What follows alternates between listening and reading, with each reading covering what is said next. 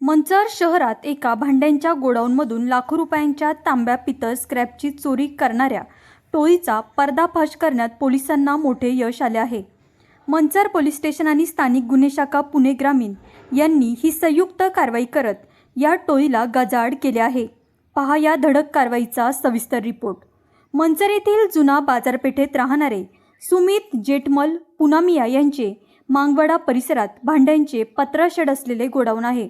अज्ञात चोरट्यांनी या गोडाऊनचा कडी कोयंडा तोडून आत प्रवेश केला आणि तेथे ठेवलेला जुना तांबा पितळ भांड्यांचा स्क्रॅप तसेच हिकविजन कंपनीचे सीसीटीव्ही DVR मशीन असा एकूण 3,82,700 रुपयांचा माल चोरून नेला होता। या प्रकरणी 10 ऑगस्ट 2026 रोजी मंचर पोलीस ठाण्यात अज्ञात चोरट्यांविरोधात गुन्हा दाखल करण्यात आला होता।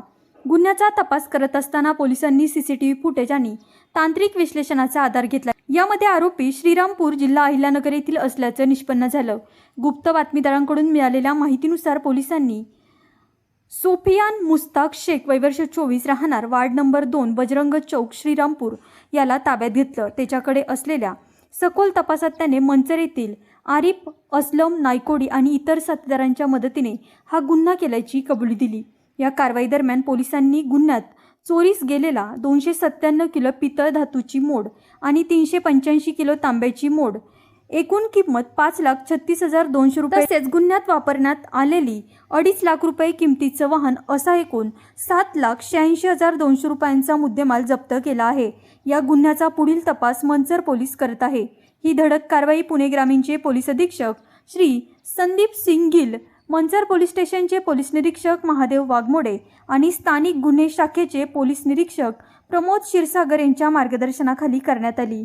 या तपास पथकामध्ये स्थानिक गुन्हे शाखेचे सहाय्यक पोलीस निरीक्षक महादेव शेलार, सहाय्यक पोलीस उपनिरीक्षक शरद भांबळे, पोलीस हवालदार संदीप फड, हनुमंत ढोबळे, राजू मोमीन, स्वप्नील गाडवे, भारत मोहोळ तसेच मंचर पोलीस स्टेशनचे हवालदार सुदाम घाडे, संजय नायकर, योगेश रोडे, अजित पवार, शेखर भोईर आणि निलेश सुपेकर यांचा सहभाग होता।